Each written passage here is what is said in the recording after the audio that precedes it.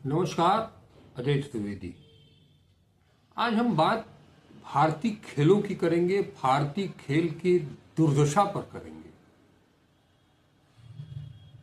जी हाँ, मैंने अजीब सी स्थिति है। भारत के कर्णधारों ने इसे किस रास्ते पर धकेल दिया है, ये सबके सामने है।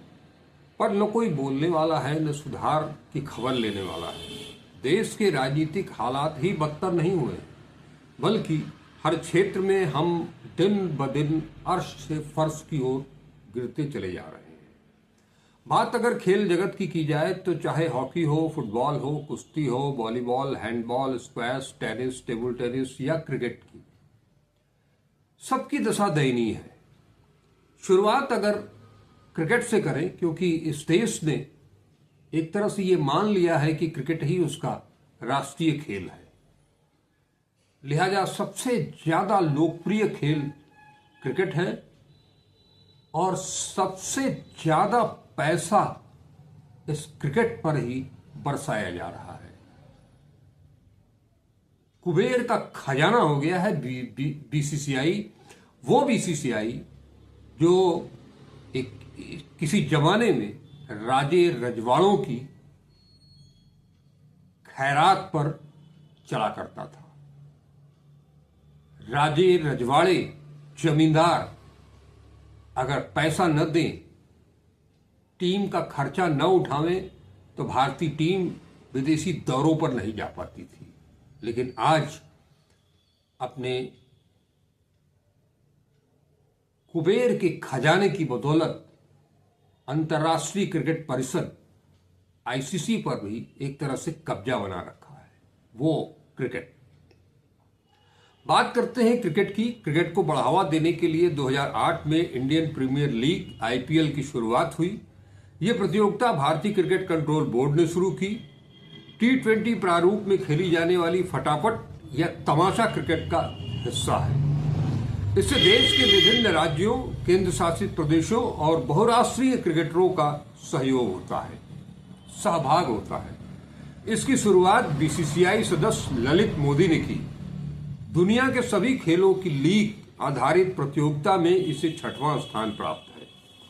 आईपीएल से देश के किशोर वय और युवा क्रिकेटरों को एक मंच जरूर मिला अपना जौहर दिखाने और अकूत संपदा हासिल करने का।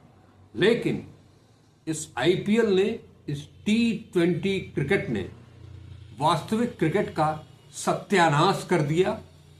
इसका हालिया उदाहरण सबके सामने है कि किस तरह से हमें टेस्ट सीरीज में लगातार बड़ी टीमों से शर्मनाक हार झेलनी पड़ी। फिर भी युवा क्रिकेटरों को अपना फन दिखाने और पैसा कमाने का मौका जरूर मिला। इतना ही नहीं, अंतर्राष्ट्रीय स्तर के धुरंधर क्रिकेटरों के साथ खेलते हुए अपने प्रदर्शन को सुधारने और वैश्विक स्तर पर ले जाने का अवसर भी मिला। आईपीएल की सफलता से प्रेरित होकर के अब मैं अगर बात करूं भारतीय क्रिकेट की, तो भारतीय क्रिकेट को लेकर के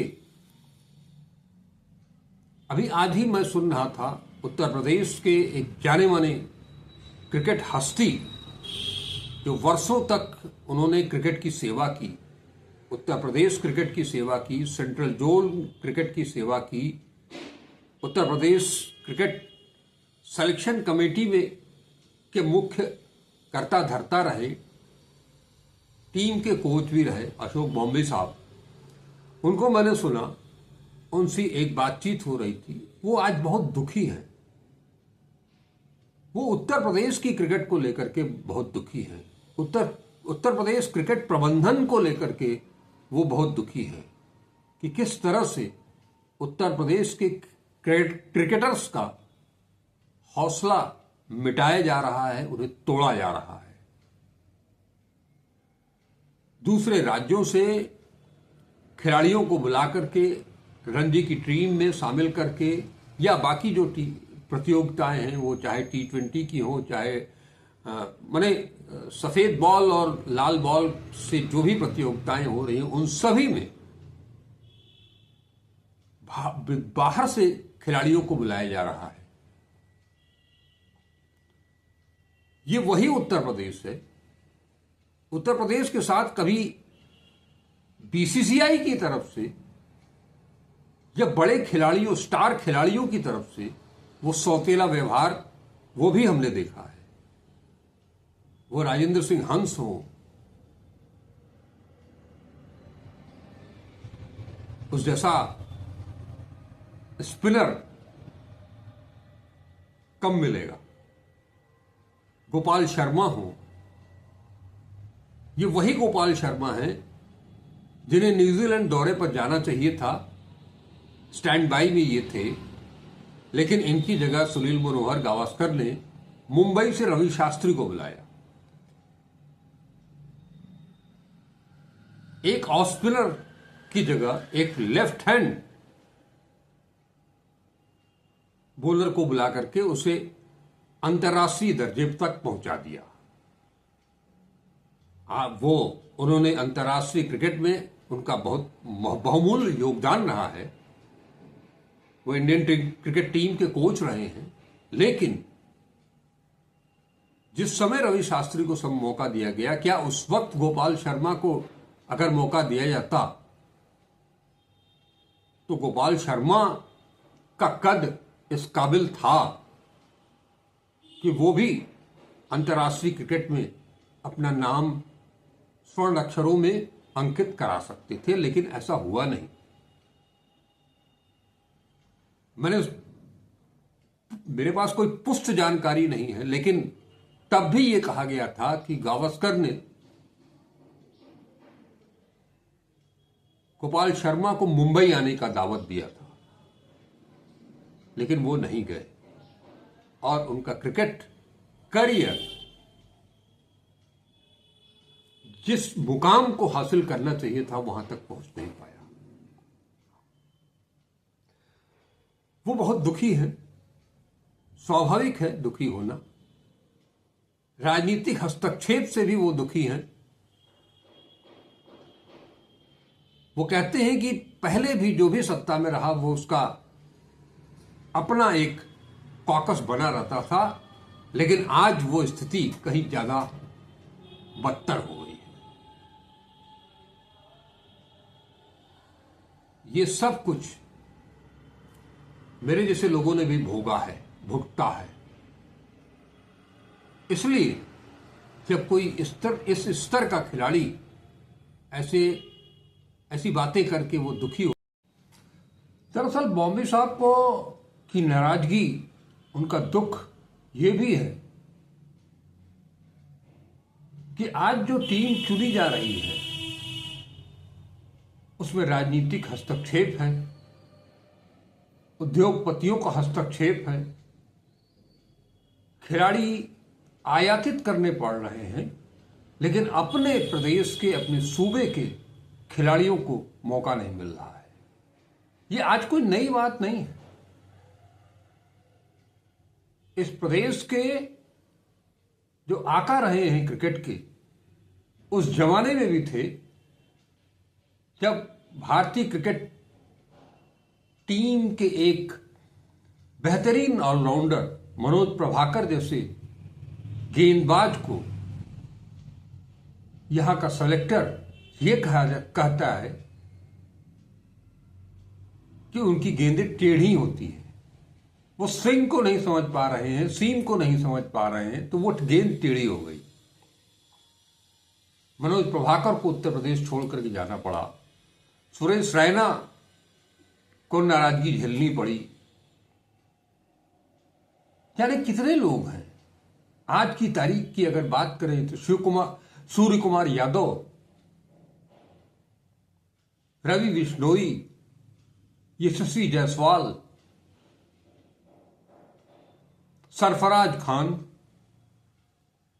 ऐसे जाने कितने नाम आप गिना सकते हैं जिन्हें उत्तर प्रदेश क्रिकेट एसोसिएशन ने अपना घर द्वार छोड़ करके, कोई मुंबई चला गया, कोई कहीं चला गया, अपने हुनर को तराशने के लिए, अपने मुकाम को हासिल करने के लिए।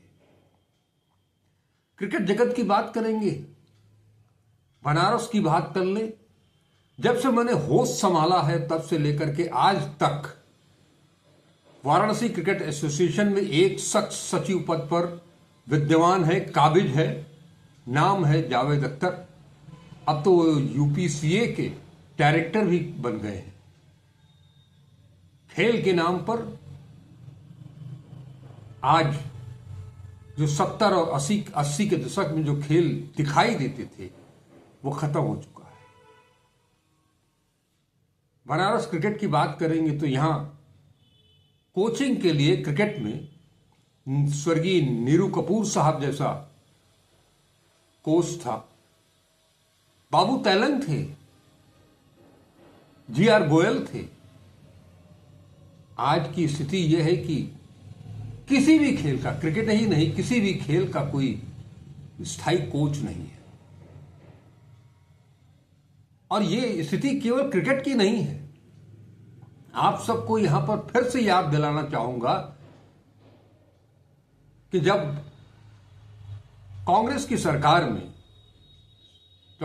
एक स्टेडियम बना सिगरा इलाके में जिसका नाम रखा गया डॉक्टर संपूर्णानंद स्पोर्ट्स स्टेडियम, तो उसमें हर खेल के कोच हुआ करते थे और उनका एक स्तर हुआ करता था। बात अगर फुटबॉल की करें तो फुटबॉल में कोच हुआ करते थे शहनवाज खान साहब, और उनकी कोचिंग में पहली बार उत्तर प्रदेश बनारस के आदर्श युवा विद्यालय की टीम, जिसने उत्तर प्रदेश का प्रतिनिधित्व करते हुए all India Subroto cup football championship जीत ली 1978 में। यह शहनवाज खान साहब की कोचिंग थी, उस स्तर का खिलाड़ी था। बात नौकरियों की करें तो बनारस में भी तत्कालीन डीएलडब्ल्यू, राज्य विद्युत परिषद, नगर निगम, रेलवे, तमाम विभागों में खिलाड़ियों को एक छोटी मोटी ही सही नौकरी मिल जाया करती थी। आज वो सब कुछ खत्म हो चुका है। बात फुटबॉल की आप कर रहे हैं, आईपीएल की हमने बात की। आईपीएल की सफलता से प्रेरित होकर के इस देश में अपने प्राचीन पुरातन खेल को बढ़ावा देने के लिए प्रो कबड्डी लीग शुरू हुई। उसमें कई फिल्मी हस्तियों ने पैसा लगाया, आज भी वो चल रही है। फुटबॉल भी उस श्रेणी में आता है। फुटबॉल में भी पेशेवर लीग शुरू की गई। All India Football Federation AIFF को अपने premier tournament Indian Super League ISL के लिए पार्टनर खोजा कि कोई उसको प्रायोजित कर सके। बात चली कुछ दिनों तक, लेकिन साल 2025 फुटबॉल जगत के लिए बहुत ही निराशाजनक रहा। ऑल इंडिया फुटबॉल फेडरेशन अपने premier tournament Indian Super League ISL के लिए कमर्शियल पार्टनर तक नहीं मिला। AIFF ने ISL के लिए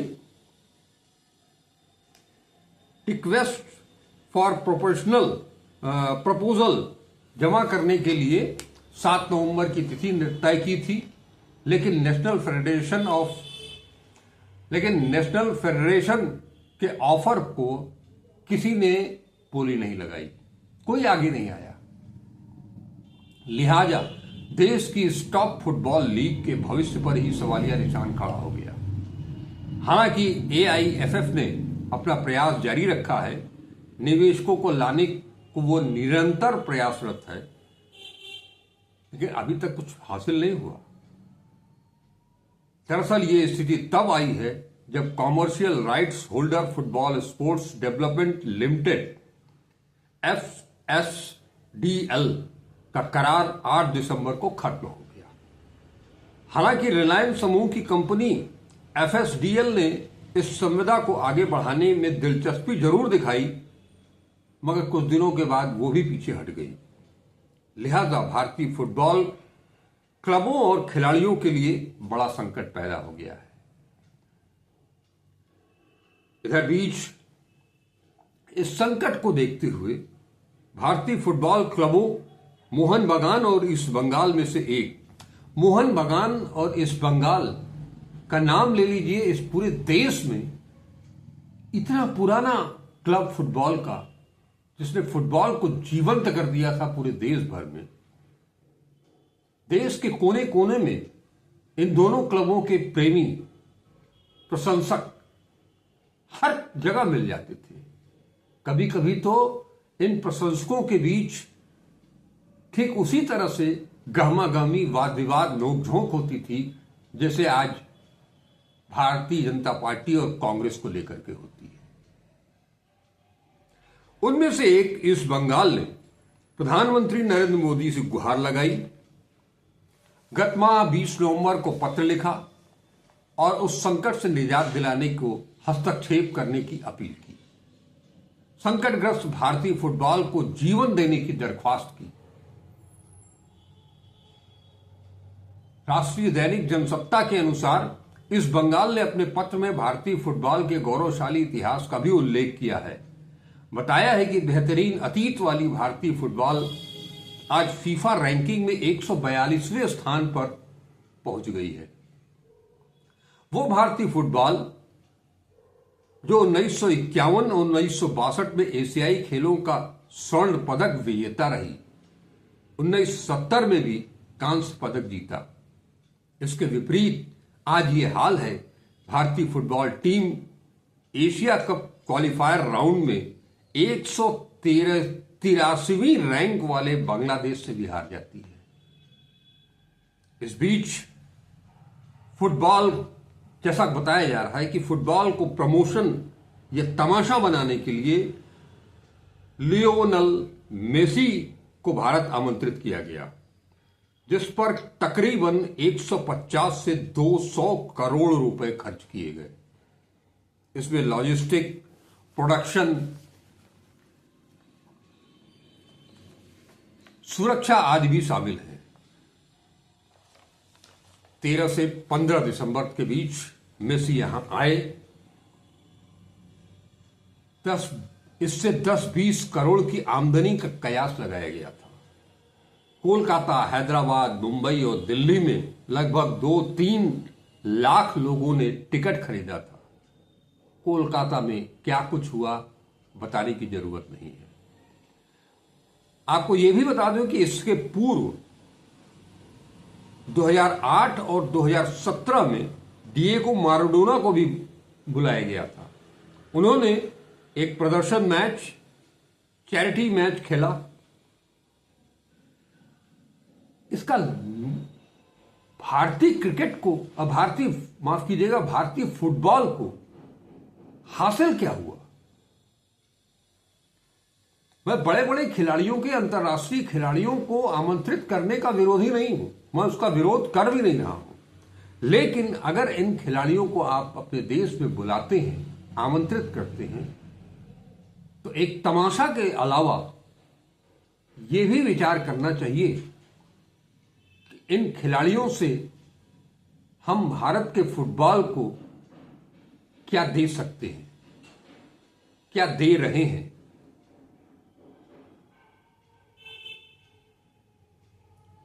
आईपीएल की बात करें, क्रिकेट की, तो उसमें अंतर्राष्ट्रीय स्तर के ख्यातिलब्ध खिलाड़ी, बैट्समैन हो, बॉलर हो, फील्डर हो, सब आते हैं और सब खेलते हैं।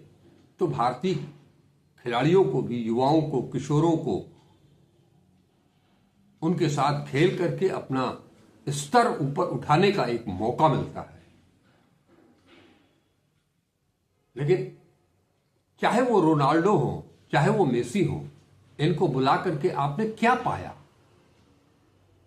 अगर वो कुछ दिन हमारे साथ बिताते, हमारे खिलाड़ियों के साथ कुछ फुटबॉल के टिप्स देते, कुछ उन्हें ककहरा सिखाते, तो शायद बात बन सकती थी। उनके भारत आने का मकसद, भारत बुलाने का मकसद पूरा होता, लेकिन ऐसा कुछ हुआ नहीं। हमारे फुटबॉल और फुटबॉलरों को कितना लाभ पहुंचा, ये सवाल, इस पर सवालिया निशान है। क्या AIFF को ISL के लिए कोई प्रायोजक मिल सका? यदि नहीं तो जिन्होंने भी मेसी के भारत दौरे पर इतना व्यय किया, वो अपने खिलाड़ियों की मदद के लिए आगे नहीं आ सकते थे?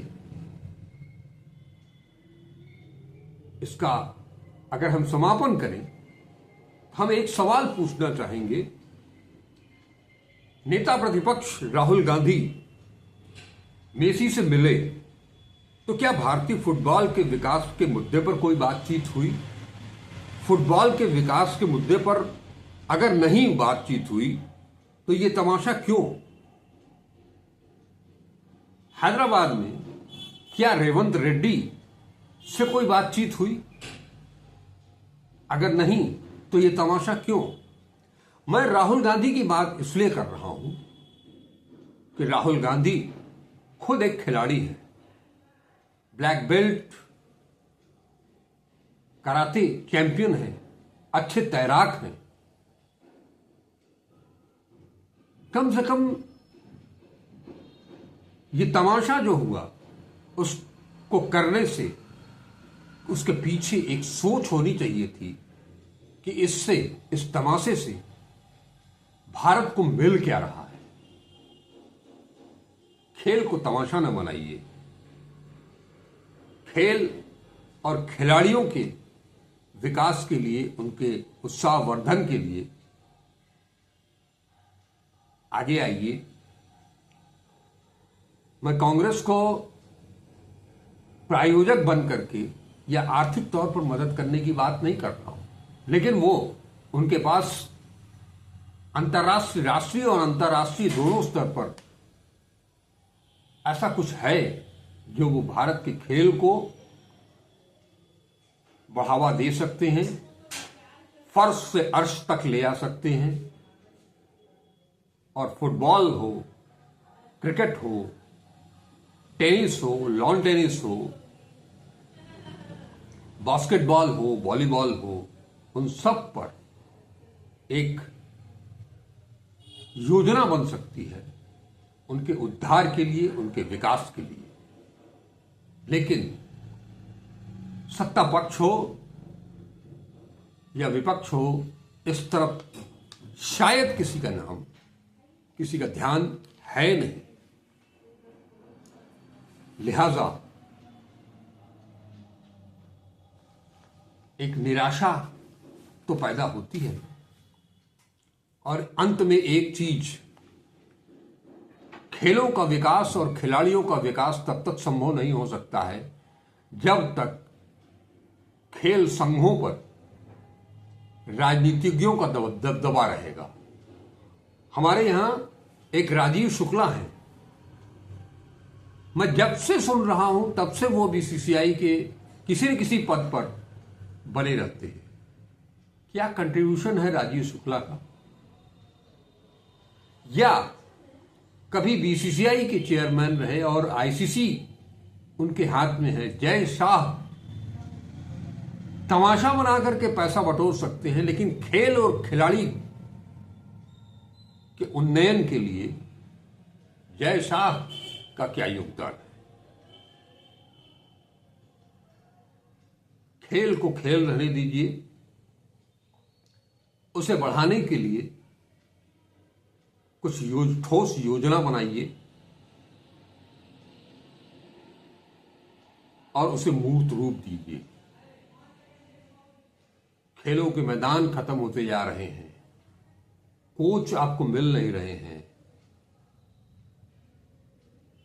अपने दम पर, अपने खर्च पर जो खिलाड़ी राष्ट्रीय या अंतर्राष्ट्रीय मुकाम तक पहुंच जाए, उसका भी पांव खींचने की, उससे बाज नहीं आते हैं। आप सबके सामने विनय फोगाट का उदाहरण ताजा तरीन है। हालांकि संन्यास लेने के बाद वो फिर से मैट पर उतरने के लिए तैयार हैं। उन्हें भी ढेर सारी शुभकामनाएं। उम्मीद करता हूं कि आने वाले दिनों में भारत का खेल और खिलाड़ी भी सरकारी और गैर सरकारी योजनाओं के मार्फत एक मुकाम हासिल कर सकेगा, भारत को शिखर तक पहुंचा सकेगा। इन्हीं शब्दों के साथ आज की ये चर्चा मैं यही समाप्त करता हूं। ये वीडियो कैसा लगा ये जरूर बताइएगा। अगर अच्छा लगे तो उसे लाइक करें, ज्यादा से ज्यादा शेयर करें, और चैनल को अब तक अगर सब्सक्राइब नहीं किया है तो इसे सब्सक्राइब जरूर करें,